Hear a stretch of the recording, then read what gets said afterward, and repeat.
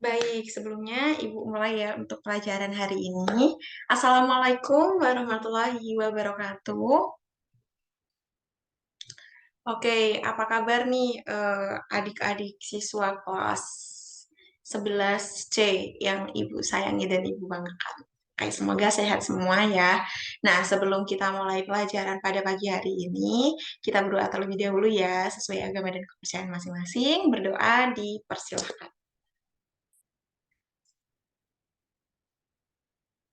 Amin. Berdoa selesai. Nah, semoga dengan bacaan doa tadi, pelajaran kita pada pagi hari ini bisa berjalan dengan lancar dan juga dapat bermanfaat buat siswa-siswa semua. Nah, Ibu presensi terlebih dahulu untuk kehadirannya. Yang pertama, Resya Amaliana, kemudian Tera Sinta Andriani, oke, selanjutnya dia Amalia Putri, selanjutnya Aziza Indrastiti, dan yang terakhir ada Khairunisa Askadina. Oke, Alhamdulillah hadir semua ya untuk kelas hari ini. Semoga untuk pertemuan-pertemuan berikutnya, kelas kita juga bisa full terus. Jadi bisa mengikuti pelajaran sampai akhir. Nah, eh mungkin Ibu mau, ini kan kita di pertemuan kedua ya, sebelumnya kita udah membahas mengenai macam-macam tusuk dasar. Nah, pada pagi hari ini kita akan belajar mengenai mengisi pola hiasan bidang gitu. Nah, Ibu mau cerita sedikit, jadi pola hiasan bidang ini kita akan belajar mengenai menggambar atau mendesain pola sulaman atau motif, entah itu lukisan yang akan kita buat. Nah, dulu itu kan kita apalagi kan masih kelas 11 ya, masih kelas 11 itu baru awal-awal belajar mengenai desain dan lain sebagainya. Nah, pasti bakal ada sedikit kesulitan entah dari mewarnai atau apapun itu. Namun ketika siswa-siswa semua mencoba dan juga terus berusaha nanti pasti bakal bisa karena dulu ibu juga sama seperti kalian masih tahap belajar kayak gitu. Cuman akhirnya ibu memberanikan diri karena kebetulan ada kompetisi lomba desain motif jadi ibu ikuti dan alhamdulillah ibu berhasil mendapat juara 2 tingkat Jawa Tengah gitu ya. Jadi mungkin nanti barangkali siswa-siswa ada yang bisa mengikuti jejak ibu dan bisa mendapatkan juara satu atau winernya. Oke, langsung aja ibu ke materinya ya. Ibu share screen terlebih dahulu untuk materinya. Nah, udah terlihat belum anak-anak? Udah ya.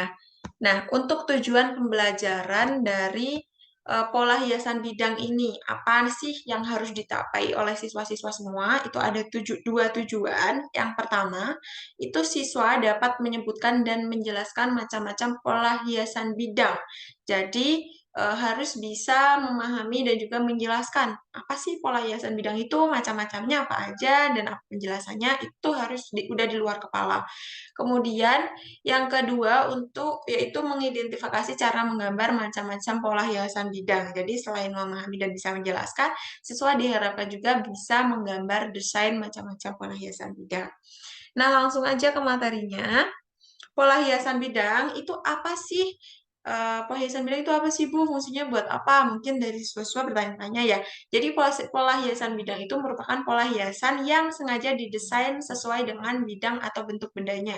Misal lingkaran, nah itu bisa mengikuti bentuk lingkaran atau dibuat di tengah pusatnya. Kemudian fungsinya buat apa?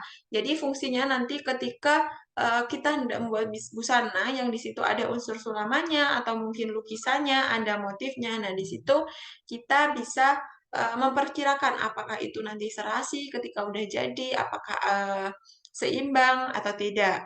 Nah, pola hiasan bidang sendiri itu juga dibagi menjadi beberapa macam pola.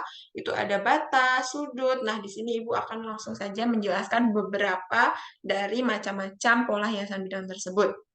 Yang pertama yang perlu kalian tahu yaitu pola hiasan batas. Jadi, seperti namanya, hiasan batas itu fungsinya untuk membatasi atau mengetahui batas-batas pada bagian busana tertentu. Misalnya di sini ada pada garis leher yang mengikuti bentuk dari garis lehernya. Kemudian di sini ada yang di tengah muka, berarti fungsinya juga akan membatasi atau dapat membedakan mana sih, oh ini ternyata batas dari outer busana yang kita buat. Kemudian selanjutnya ada pola hiasan sudut.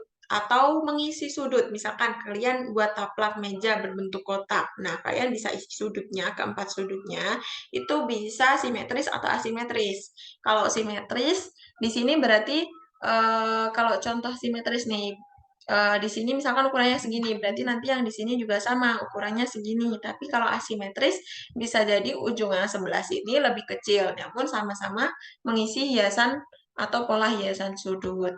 Selanjutnya yang ketiga yaitu pola hiasan pusat.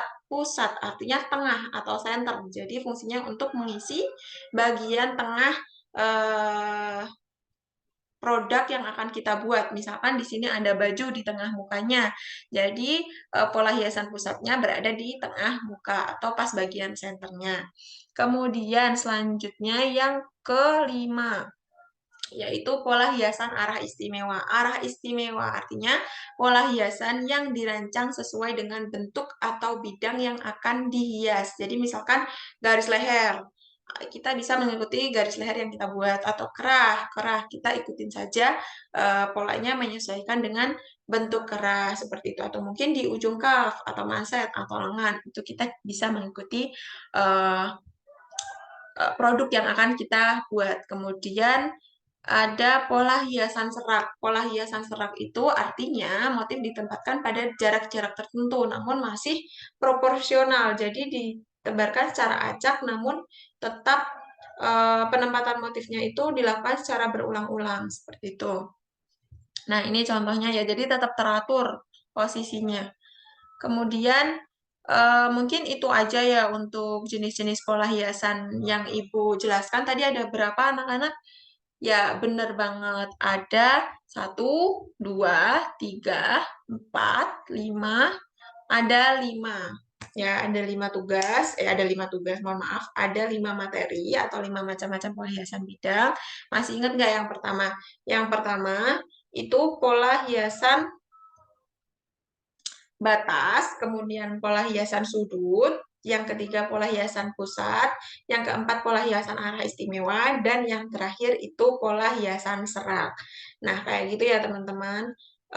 Mungkin sampai sini dari siswa-siswa semua ada yang ingin ditanyakan dari penjelasan Ibu atau udah paham semua?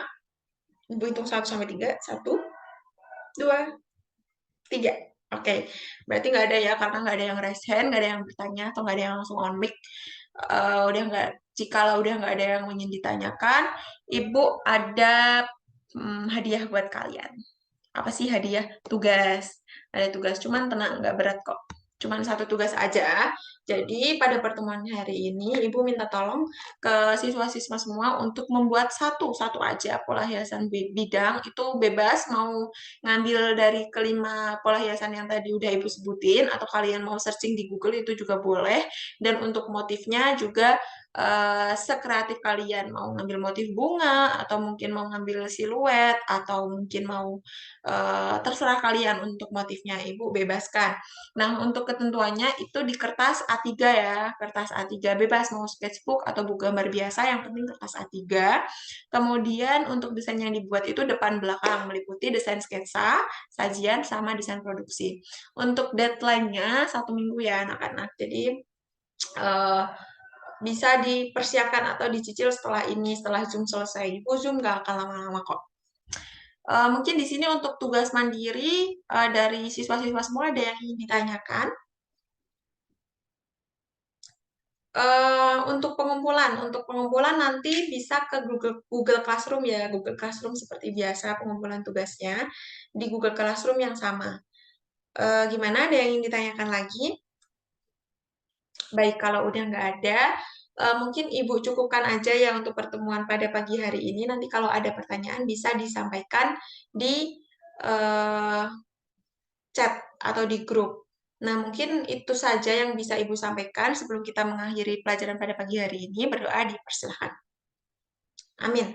Berdoa selesai. Semoga ilmu yang Ibu berikan bisa bermanfaat buat adik-adik semua. Terima kasih. Wassalamualaikum warahmatullahi wabarakatuh. Oke, Ibu stop share ya. Kemudian Ibu izin end me. Thank you.